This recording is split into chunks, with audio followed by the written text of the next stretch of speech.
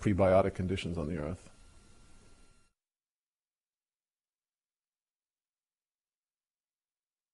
It's tough to say because we're not dealing with a theory in any sense in which, say, a physicist would recognize the theory. We're dealing with a collection of anecdotes, a certain point of view, a series of hunches. I would say that the most outstanding, the salient points are, first of all, the fossil record, which is simply mystifying. We can't make much sense of the fossil record. It does not sustain any kind of Darwinian prediction that can be intelligently derived from Darwinian theory, and it doesn't seem to sustain anything else as far as I can see. It's a perfectly mystifying record. That's one obvious point. I'm not talking just about the Cambrian explosion. I'm talking about everything that doesn't make a whole lot of sense in the fossil record. Second point, we have never been able in any way theoretically to examine the central Darwinian claim that natural selection and random variation can account for a great deal of complexity. If you look at the history of physics, for example, what did Newton do in the 17th century? He said, well, the planets are being attracted to the sun by a force. It's not any kind of force. It's a inverse square force. And then he went and showed that if you make that assumption, the result will be an orbit that conforms exactly to the observed orbit, say, of the Earth or of Mars. It will be a conic section. And then he proved the converse, that if it's a conic section, the planets must be attracted to a central source by an inverse square law. There is nothing like that in biology, in Darwinian theory. A kind of a canonical demonstration that this mechanism, random variation, natural selection, is adequate to the generation of this level of complexity. From the point of view of the serious sciences, without that kind of a demonstration, one is completely adrift. You have no idea whether the mechanism is adequate for its intended purposes. This is the second point. Third evidential piece of the puzzle. Look, you turn to the serious sciences, you turn to general relativity or quantum mechanics. I can program a computer with the equations of general relativity or with the equations of quantum mechanics, and I can say, all right, what are the consequences? I can actually see the consequences emerge in a simulation. We can't do any of this in biology. And that should prompt any reasonable person to ask, why not? If this is such a simple mechanism, which can easily be programmed on a computer, how come we can't set up a computer and create something of biological-like complexity? How come we cannot see the unfolding of an evolutionary process the way we can see the unfolding of an evolutionary process in physics? This is a very serious question. I've looked at all the genetic algorithms. I'm trying to write a genetic algorithm myself. And the sheer fact is, without a tremendous amount of very special manipulation and ad hoc constraints, the computer is not going to generate anything realistic if it uses Darwinian mechanisms, and it will generate something realistic only if it doesn't use Darwinian mechanisms. This is an important point. 50 years after the computer revolution began, we have a splendid tool for assessing the intelligibility and viability of Darwinian theory. And everything that we know, I think this is the uniform experience of anyone working in genetic algorithms, indicates these mechanisms will not work. They will not work for their intended purposes. And finally, there's the utter absence of laboratory evidence. I mean, random variation, natural selection, we should be able to start manipulating organisms. When we look at dogs, no matter how far back we go, it's dogs. When we look at bacteria, no matter what we do, they stay bugs. They don't change in their fundamental nature. There seems to be some sort of an inherent species limitation, and we have no good explanation for this in terms of a Darwinian theory. We should have far more flexibility, far more plasticity under laboratory conditions than we actually do if Darwinian theory or anything like that were correct. What we see in nature, what we see in the laboratory, is very highly bounded variation, cyclic variation, as, for example, finch beaks in the Galapagos Island.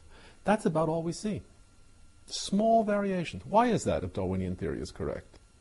These are evidentiary points that I think need to be stressed, need to be examined openly, honestly. And they never are, of course. Never are. Look, the stuff about finch beaks is certainly interesting. Let's not confuse ourselves about that. The question is, can it be extrapolated, or does it represent cyclic variation?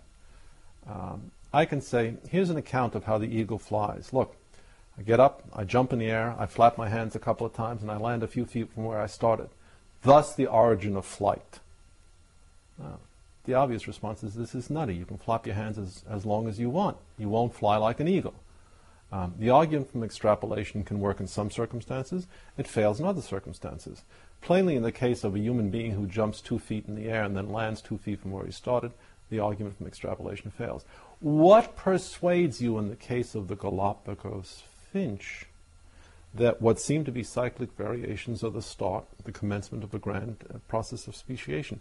That's a step in the argument that has to be completed. It's not enough to say, well, it's more of the same. It's not more of the same self-evidently.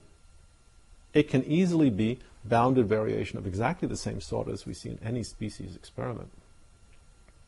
Now, the contrary may be true. We may be seeing the development of entirely new species. The Galapagos finch starts off as a finch, and within 100 million years there'll be a Galapagos elephant. Could be. But we need a whole lot more by way of evidence than a couple of nutty journalists going down there looking at finch beaks and writing a Pulitzer Prize-winning book. A whole lot more if this is to be serious science. I mean, this doesn't even pass the threshold of anecdote. Finch beaks change in size. Yeah, they do. They change in shape, too. It seems to be correlated with seasons.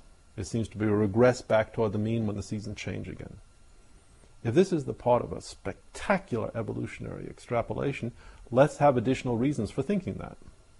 Otherwise, we're not even talking about a scientific hypothesis. The claim that there are no transitional sequences in the evolutionary record, or nothing that looks like a transitional sequence, certainly is false. There are plenty of things that look like transitional sequences. And one of the interesting discoveries in the last 10, 15 years is the discovery of Ambulocetus natans, which is a creature which seems to be midway between the terrestrial mammal, from which the whales are said to derive, and some actual seagoing organism. It was found on land. It seems to be something stubby with things that look like they might develop fins in due time. There's no question this strengthens the idea of an evolutionary sequence, and it's pointless to deny it. However, the question has to be raised, as it should be raised whenever an evolutionary sequence is mentioned.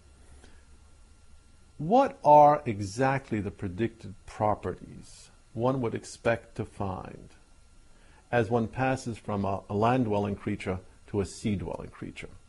Specifically, how many changes are required to go from a creature such as Ambulocetus natans, which seemed to have been a land-dwelling creature, to a creature that spends the entire portion of its life in the ocean?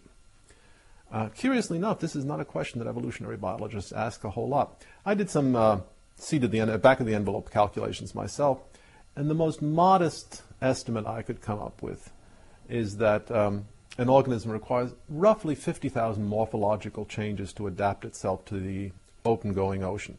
For example, a whale has about 2 tons of oil stuck up at its head, so it can dive. It has a breathing spout on the top of its head. Ambulocetus natans doesn't. It has pectoral muscles that are specifically designed for navigation in the ocean. It has an enormously complicated feeding system. Whales are mammals, after all.